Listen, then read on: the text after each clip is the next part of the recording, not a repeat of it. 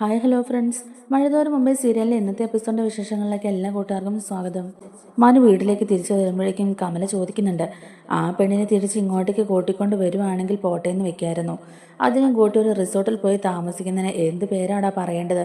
ആ സുക്കിടിന് എന്താ പേരെന്നൊക്കെ ഇങ്ങനെ ചോദിക്കുമ്പോഴേക്കും മനു പറയുന്നുണ്ട്, കൊള്ളാമേ, അമ്മ ഒരു കാര്യം ചെയ്യും, കുറച്ച് പെട്രോളുമായിട്ട് ആ വീട്ടിലോട്ട് കയറി ചെല്ലേ.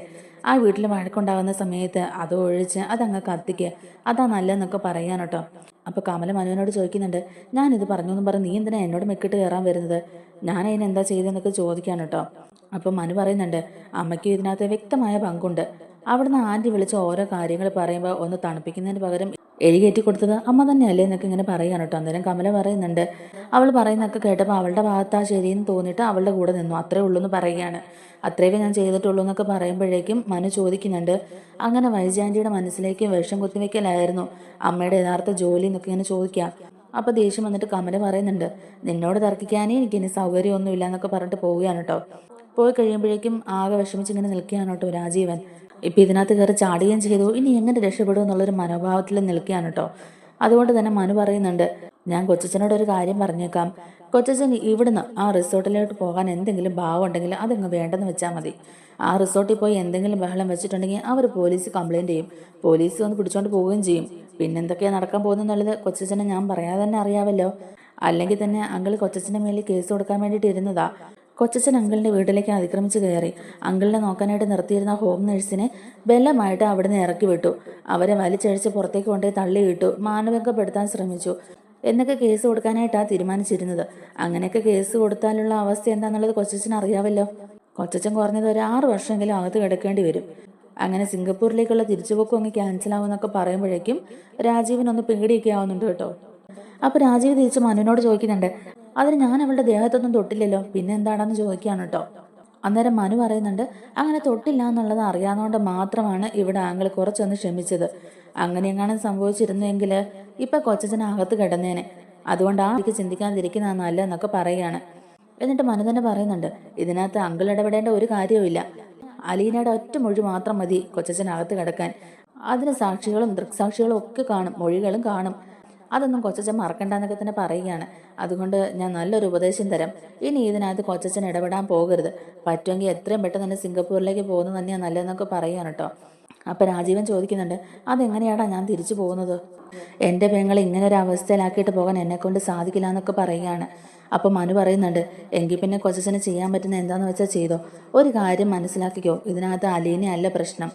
ഇതിനകത്ത് മെയിൻ പ്രശ്നം അങ്കിളും ആൻറ്റിയും തമ്മിലുള്ള മാരത്തോൺ ഗുസ്തിയാണ്. അത് എന്ന് തീരുന്നുവോ അന്ന് ആ പ്രശ്നങ്ങളും തീരുമെന്ന് പറയുകയാണ്. അല്ലെങ്കിൽ കൊച്ചച്ഛന് ഇഷ്ടമുള്ള പോലെ എന്താണെന്ന് വെച്ചാൽ ചെയ്തെന്നൊക്കെ പറഞ്ഞിട്ട് മനു അവിടുന്ന് കയറി പോവുകയാണ് കേട്ടോ. ഇനിയിപ്പോൾ എന്ത് ചെയ്യണമെന്നൊന്നും ആലോചിച്ചിട്ട് ഒരു എത്തും പിടിയും കിട്ടാതെ ഇങ്ങനെ വിഷമിച്ച് നിൽക്കുകയാണ് രാജീവൻ. ഈ ഒരു സമയം കൊണ്ട് തന്നെ കമലെ വിളിച്ചിട്ട് ഈ കാര്യങ്ങളെല്ലാം കൂടെ വൈജയന്തിയോട് പറയുകയാണ് കേട്ടോ. വൈജയന്തി സങ്കടം കാരണം മുത്തശ്ശിയുടെ അടുത്തോട്ട് വന്നിട്ട് ഈ കാര്യങ്ങളൊക്കെ പറയുന്നുണ്ട്. അപ്പം മുത്തശ്ശി ചോദിക്കുന്നുണ്ട്, ഈശ്വര, ഇത് എന്തിൻ്റെ കേടാ അവൻ ഇതിൻ്റെ വല്ല ആവശ്യം ഉണ്ടായിരുന്നോ? അവളുടെ പുറകെ പോയി അവളെ കൂട്ടിക്കൊണ്ട് വരേണ്ട എന്തെങ്കിലും കാര്യം ഉണ്ടായിരുന്നോ? അങ്ങനെ കൂട്ടിക്കൊണ്ട് വരണമെന്നുണ്ടായിരുന്നെങ്കിൽ തന്നെ അവൻ ഇങ്ങോട്ടേക്ക് കൂട്ടിക്കൊണ്ട് വന്നാൽ പോരായിരുന്നോ? എന്തിനാ വല്ല ഹോട്ടലിലും റിസോർട്ടിലും ഒക്കെ അവളെയും കൊണ്ട് പോയത്? ഇതിപ്പോൾ നാട്ടുകാരറിഞ്ഞാൽ ആകെ നാണക്കേടാകില്ല എന്നൊക്കെ ഇങ്ങനെ മുത്തശ്ശി ചോദിക്കുകയാണ്. അപ്പോൾ വൈജയന്തിയും പറയുന്നുണ്ട്, അത് തന്നെയാണ് ഞാൻ പറഞ്ഞത്, കമലേട്ടത്തി ഇനി എന്നെ പറയാനൊന്നുമില്ല, ഇതിപ്പോൾ അവർക്കും കൂടി നാണക്കേടാന്നാണ് പറയുന്നത്. ഇത്രയും നാൾ നടന്നൊക്കെ ഈ വീട്ടിനുള്ളിലായതുകൊണ്ട് നമ്മൾ മാത്രം അനുഭവിച്ചാൽ മതിയായിരുന്നു. ഇനിയിപ്പോൾ നാട്ടുകാരോടൊക്കെ എന്തു പറയും? ബാലചന്ദ്രൻ ആ റിസോർട്ടിൽ അവളെയും കൊണ്ട് അങ്ങനെ കഴിഞ്ഞാൽ മതിയോ? ഇപ്പോഴാണെങ്കിൽ ഈ 3 കടകളിലേക്ക് പോലും ഒന്ന് തിരിഞ്ഞു നോക്കുന്ന പോലുമില്ല.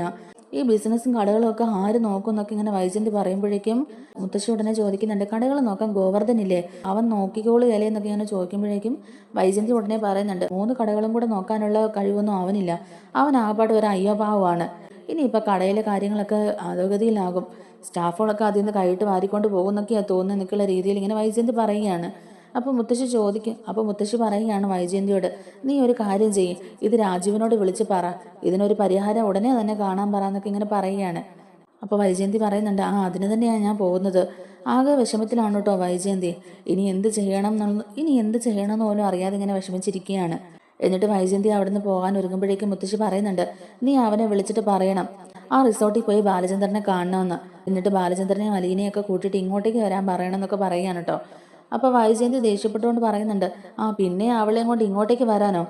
ഇങ്ങോട്ട് വരട്ടെ, ഞാൻ കാണിച്ചു കൊടുക്കാന്നൊക്കെ പറഞ്ഞ് ദേഷ്യപ്പെട്ട് തന്നെ വൈജയന്തി അവിടെ നിന്ന് ഇറങ്ങി പോവുകയാണ്.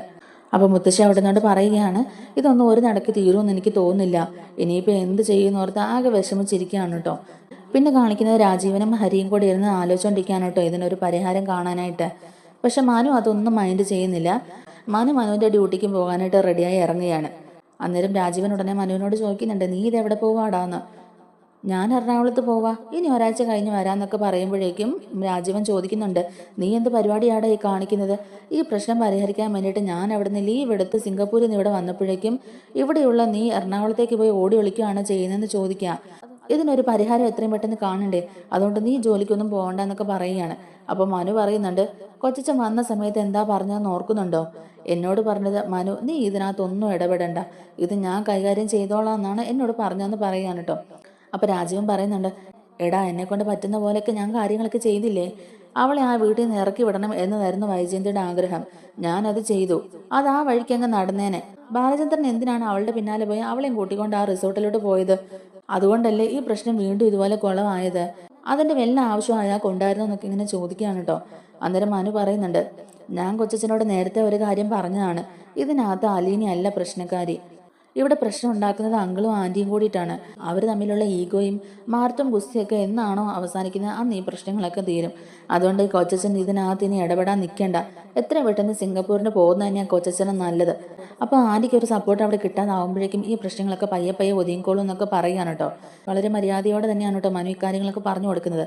അന്നേരം രാജീവൻ ചോദിക്കുന്നുണ്ട്, എടാ എൻ്റെ പെങ്ങൾ ഇങ്ങനെ ഇട്ടേച്ച് ഞാൻ എങ്ങനെയാണ് പോകുന്നത്? ഇതിനൊരു പരിഹാരം കാണാതെ ഞാൻ എങ്ങനെ സിംഗപ്പൂർക്ക് പോകും? എന്തെങ്കിലും പരിഹാരം പെട്ടെന്ന് കാണണം എന്നൊക്കെ പറയാൻ കേട്ടോ. അന്നേരം മനു ഒന്നും മിണ്ടാതെ പിന്നെയും പോയി ആ ബാഗൊക്കെ എടുക്കുകയാണ്. എന്നിട്ട് മനു രാജീവനോട് പറയുന്നുണ്ട്, അത് കൊച്ചച്ഛൻ ഏതായാലും ഇതിനൊരു പരിഹാരം കണ്ടിട്ടല്ലേ സിംഗപ്പൂർക്ക് പോവുള്ളൂ, എന്തായാലും ഞാൻ ഒരാഴ്ച കഴിഞ്ഞ് വരും, അന്നേരം കാണാം എന്നൊക്കെ പറഞ്ഞിട്ട് മനു കളിയാക്കിയിട്ട് അവിടെ നിന്ന് പോവുകയാണ് കേട്ടോ. മനു അങ്ങ് പോയി കഴിയുമ്പോഴേക്കും രാജീവൻ ഹരിയോട് ചോദിക്കുന്നുണ്ട്, എടാ അവനെന്താ അങ്ങനെ പറഞ്ഞിട്ട് പോയെന്ന് ചോദിക്കാം. അപ്പം ഹരി പറയുന്നുണ്ട്, ഈ പ്രശ്നം ഉടനെ ഒന്നും കഴിയും തോന്നുന്നില്ല, അങ്ങനെയാണെങ്കിൽ ഒരാഴ്ച കഴിഞ്ഞ് കാണാമെന്നാ മനുവേട്ടൻ പറഞ്ഞിട്ട് പോയെ, അങ്ങനെ ആയിരിക്കും ഉദ്ദേശിച്ചെന്ന് പറയാൻ കേട്ടോ. അപ്പോൾ രാജീവൻ പറയുന്നുണ്ട്, എടാ എനിക്ക് അധികകാലമൊന്നും ഇവിടെ നിൽക്കാൻ പറ്റില്ല, എനിക്ക് ലീവ് തീർന്നു, ഇനി ലീവ് എക്സ്റ്റെൻഡ് ചെയ്യാൻ സാധിക്കില്ല എന്നൊക്കെ തന്നെ പറയുന്നുണ്ട്. എടാ എന്തെങ്കിലും മാർഗമുണ്ടോ ഇത് പരിഹരിക്കാൻ? നിന്റെ മനസ്സിൽ എന്തെങ്കിലും മാർഗം തെളിയുന്നുണ്ടോ എന്നൊക്കെ ഇങ്ങനെ ചോദിക്കാൻ കേട്ടോ ഹരിയോട്. അപ്പോൾ ഹരി ഉടനെ പറയുന്നുണ്ട്, അത് പിന്നെ കൊച്ചച്ചാ നമുക്കൊരു കാര്യം ചെയ്താലോ, അലീനെ അങ്ങ് തട്ടിക്കൊണ്ട് പോയാലോ, ആളൊഴിഞ്ഞ ഒരു ഫാം ഹൗസിലെങ്ങാനും കൊണ്ടുപോയി ഇടാം. അപ്പോൾ രാജീവൻ ചോദിക്കുന്നുണ്ട്, എന്നിട്ട് എന്ത് ചെയ്യാനാടാന്ന് ചോദിക്കുമ്പോഴേക്കും, അല്ല അവൾ അവിടെ നിന്ന് രക്ഷപ്പെടാതെ ഞാൻ നോക്കിക്കോളാം, ആ പ്രശ്നത്തിനൊരു പരിഹാരം കാണില്ല എന്നിങ്ങനെ ചോദിക്കാൻ കേട്ടോ. അന്നേരം രാജീവൻ പറയുന്നുണ്ട്, ഏയ് അതൊന്നും ശരിയാവില്ല, അതൊന്നും നടക്കില്ല എന്ന് തന്നെ പറയുകയാണ്, വേറെ എന്തെങ്കിലും മാർഗം ഉണ്ടോ നോക്കാമെന്നൊക്കെ പറയുകയാണ് കേട്ടോ. അപ്പോൾ ഹരി അവിടെ വേറൊരു ഐഡിയ പറഞ്ഞു കൊടുക്കുകയാണ് രാജീവന്, നമുക്ക് ആളെ കൂട്ടി അങ്കിളുടെ കാല് തല്ലിലേക്ക് ഒടിക്കാവുന്ന. അപ്പോൾ അങ്കിള് കാലൊടിഞ്ഞ് തളർന്നു കിടക്കുകയല്ലേ ഉള്ളൂ, അപ്പോൾ പിന്നെ ആ പ്രശ്നം പരിഹരിക്കപ്പെടുമല്ലോ, അലീനയുടെ പുറകെ അങ്കിളിന് എന്തായാലും പോകാൻ പറ്റില്ലല്ലോ എന്നിങ്ങനെ പറയുമ്പോഴേക്കും രാജീവൻ പറയുന്നുണ്ട്, എടാ ഇതൊക്കെയാണോ ഒരു പ്രശ്നപരിഹാരം? ഇതൊന്നും നടക്കാൻ പോകുന്നില്ല, നീ വേറെ എന്തെങ്കിലും ഉണ്ടെങ്കിൽ പറയാന്നൊക്കെ തന്നെ പറയുന്നുണ്ട്. എന്നിട്ട് രാജീവൻ ഒരു സംശയത്തോടെ തന്നെ ഹരിയോട് ചോദിക്കുന്നുണ്ട്, എടാ നമ്മൾ ചെയ്തതൊക്കെ പാളിപ്പോയോന്ന് എനിക്കൊരു സംശയമുണ്ട്. പാളിപ്പോയി എന്ന് പറയാൻ ഹരിക്കൊരു മടിയാണ് കേട്ടോ. പാളിപ്പോയില്ല, പക്ഷെ ഇത് നമുക്ക് വിജയിപ്പിക്കാൻ സാധിച്ചില്ല എന്ന് ഹരി പറയുകയാണ് കേട്ടോ. രാജീവൻ അതുകൂടെ കേൾക്കുമ്പോഴേക്കും ടെൻഷൻ ആവുന്നുണ്ട്. ഇനിയിപ്പോൾ എന്താ ചെയ്യുക, ഈ പ്രശ്നത്തിനൊരു പരിഹാരം എങ്ങനെ കണ്ടെത്താൻ പറ്റും, എന്ത് ചെയ്യാൻ പറ്റും എന്നൊക്കെ ഇങ്ങനെ ആലോചിച്ചുകൊണ്ട് നിൽക്കുകയാണ് കേട്ടോ. ഏതായാലും മനു വീട്ടിൽ നിന്ന് ഇറങ്ങി ഡ്രൈവ് ചെയ്ത് പോവുകയാണ് കേട്ടോ. ആ സമയത്ത് രേവതിക്കുട്ടി മനുവിൻ്റെ ഫോണിലേക്ക് വിളിക്കുന്നുണ്ട്. എന്തിനാ വിളിച്ചത്, എനിക്ക് ആകെ ടെൻഷനായിട്ട് വയ്യ, എൻ്റെ അലീന ചേച്ചിക്ക് എന്താ സംഭവിച്ചതെന്നൊക്കെയാണ് രേവതിക്കുട്ടി ഇങ്ങനെ ചോദിക്കുന്നുണ്ട്. അപ്പം മനു പറയുന്നുണ്ട്, മോളെ ഞാൻ പറയുന്നത് സമാധാനത്തോടെ കേൾക്കണം, അലീനയെ എല്ലാവരും കൂടെ ആ വീട്ടിൽ നിന്ന് ബലമായിട്ട് തന്നെ പിടിച്ചിറക്കി വിട്ടത്. പക്ഷേ ഇപ്പം അലീനയുടെ കാര്യം ഓർത്ത് മോള് പേടിക്കേണ്ട ഒരു കാര്യവുമില്ല, അലീന അങ്കിളുടെ കൂടെ സേഫ് ആയിട്ടുണ്ടെന്ന് പറയുമ്പോഴേക്കും രേവതിക്കുട്ടി ചോദിക്കുന്നുണ്ട്, എന്തിനാ അവരെല്ലാവരും കൂടെ അങ്ങനെ ചെയ്തത്? എൻ്റെ അലീന ചേച്ചി എനിക്ക് നന്നായിട്ട് അറിയാം, അലീന ചേച്ചി ആ വീട്ടിലുള്ള എല്ലാവർക്കും നന്മ വരണമെന്ന് മാത്രമേ ആഗ്രഹിച്ചിട്ടുള്ളൂ, ആ ഒരു രീതിക്ക് മാത്രമേ ചേച്ചി എല്ലാവരോടും പെരുമാറിയിട്ടുള്ളൂ എന്നൊക്കെ തന്നെ രേവതിക്കുട്ടി പറയുന്നുണ്ട്. അപ്പോൾ മനുവും പറയുന്നുണ്ട്, അതെനിക്കും അറിയാം മോളെ, അങ്കിളിനും അലീനയും നന്നായിട്ട് മനസ്സിലായിട്ടുണ്ട്, പക്ഷേ ചുറ്റും നിൽക്കുന്ന ബാക്കിയുള്ളവരുടെയൊക്കെ ബുദ്ധി കെട്ടുപോയിട്ടുണ്ടെങ്കിൽ നമുക്ക് എന്ത് ചെയ്യാൻ പറ്റും മോളെ, അതുകൊണ്ട് മോള് ടെൻഷനൊന്നും അടിക്കേണ്ട കാര്യമില്ലെന്ന് തന്നെ പറയാൻ കേട്ടോ. അപ്പോഴും രേവതിക്കുട്ടിക്ക് നല്ല ടെൻഷൻ തന്നെയാണ് കേട്ടോ. രേവതിക്കുട്ടി പിന്നെയും ചോദിക്കുന്നുണ്ട്. അപ്പോൾ മനു പിന്നെയും പറയുന്നുണ്ട്, മോള് ഞാൻ പറയുന്നത് വ്യക്തമായിട്ട് തന്നെ കേൾക്കണം, ഇപ്പം അലീന അങ്കിളിൻ്റെ കൂടെയാണുള്ളത്, ഒരു മകൾ അച്ഛൻ്റെ അടുത്ത് എത്രത്തോളം സുരക്ഷിതയാണോ അത്രത്തോളം സേഫായിട്ട് തന്നെയാണ് അലീന നിലവിലുള്ളത്, അതുകൊണ്ട് മോൾ അലീനയുടെ കാര്യം ഓർത്ത് ടെൻഷൻ അടിക്കേണ്ട കാര്യമേ ഇല്ലെന്ന് തന്നെ പറയുകയാണ് എന്നൊക്കെ പറഞ്ഞ് ആശ്വസിപ്പിച്ചിട്ട് ഫോൺ കട്ട് ചെയ്യുകയാണ് കേട്ടോ. പിന്നീട് നമ്മുടെ വൈജയന്തിയാണ് കാണിക്കുന്നത്. രാജീവൻ എങ്ങനെയെങ്കിലും ഈ ഒരു പ്രശ്നത്തിൽ നിന്ന് തലയൂരിയാൽ മതി എന്നുള്ളൊരവസ്ഥയിൽ എത്തിയായിരുന്നല്ലോ. അതുകൊണ്ട് തന്നെ ആശാൻ സിംഗപ്പൂർ പോകാൻ തീരുമാനിച്ചിരിക്കുകയാണ് കേട്ടോ. അങ്ങനെ റെഡി ആയിട്ട് വൈജയോട് യാത്ര പറയാനും ഒക്കെ ആയിട്ട് അങ്ങോട്ടേക്ക് വരികയാണ്. രാജീവൻ റെഡി ആയിട്ടൊക്കെ വരുന്ന കാണുമ്പോഴേക്കും തന്നെ നമ്മുടെ വൈജയന്തിക്ക് ടെൻഷനാണ് കേട്ടോ. അത് വൈജയ്ക്ക് മനസ്സിലായിട്ട് വൈജ രാജീവനോട് ചോദിക്കുന്നുണ്ട്, നീ എവിടെയെങ്കിലും പോവുകയാണോ എന്നൊക്കെ. അന്നേരം രാജീവൻ പറയുന്നുണ്ട്, സിംഗപ്പൂരിലേക്ക് ഞാൻ പോവാന്ന് പറയുമ്പോഴേക്കും ഈ നടുക്കടയിൽ എന്നെ ഒറ്റയ്ക്കാക്കി വെച്ച് നീയും കൂടെ പോവുകയാണോ, ഇനിയിപ്പോൾ ഞാൻ എന്താ ചെയ്യേണ്ടതെന്നൊക്കെ ചോദിക്കാണ് കേട്ടോ വൈജ. അന്നേരം രാജീവൻ വൈജയോട് പറയുന്നുണ്ട്, ഞാൻ ഇനി എന്താ ചെയ്യേണ്ടത്, ഇനി എനിക്ക് എൻ്റെ ലീവ് എക്സ്റ്റെൻഡ് ചെയ്യാൻ പറ്റില്ല, തിരിച്ചു പോകേണ്ട സമയം കഴിഞ്ഞു. ബാലചന്ദ്രൻ ഇന്ന് വരുമെന്ന് കരുതിയാണ് ഞാനിവിടെ വെയിറ്റ് ചെയ്തിരുന്നത്. അങ്ങോട്ട് ആ റിസോർട്ടിലോട്ട് ചെന്ന് എന്തെങ്കിലും ചെയ്തിട്ടുണ്ടെങ്കിൽ എൻ്റെ പോക്ക് നടക്കുകയില്ല, അവരെനിക്കെതിരെ കേസ് കൊടുക്കും. അതുകൊണ്ട് എനിക്ക് തിരിച്ച് പോയേ പറ്റുള്ളൂ എന്ന് പറയുകയാണ്.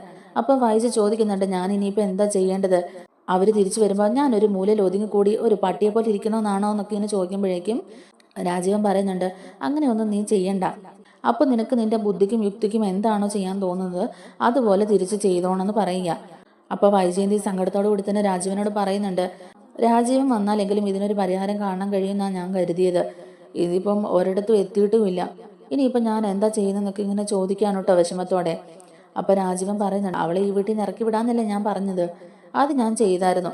പക്ഷേ അയാൾ അവളെ സംരക്ഷിക്കാൻ വേണ്ടിയിട്ട് പുറകെ പോകുമെന്ന് ഞാൻ അറിഞ്ഞോ.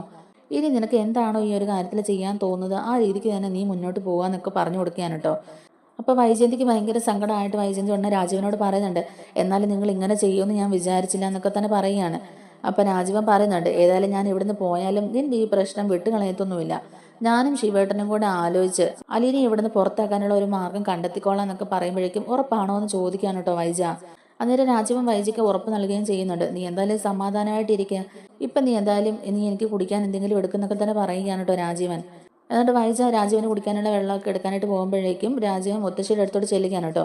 മുത്തശ്ശിയോട് ഈ കാര്യങ്ങളെക്കുറിച്ചൊക്കെ സംസാരിക്കുമ്പോഴേക്കും മുത്തശ്ശിയോട് പറയുന്നുണ്ട്, ഇനിയിപ്പോൾ എന്താ സംഭവിക്കാൻ പോകുന്നതെന്നൊന്നും എനിക്കറിയില്ല, ഇനിയിപ്പോൾ ബാലചന്ദ്രൻ എന്തായാലും വിട്ടുകൊടുക്കാൻ പോണില്ലെന്നാണ് എനിക്ക് തോന്നുന്നൊക്കെയുള്ള രീതിയിൽ മുത്തശ്ശി പറയുകയാണ് കേട്ടോ.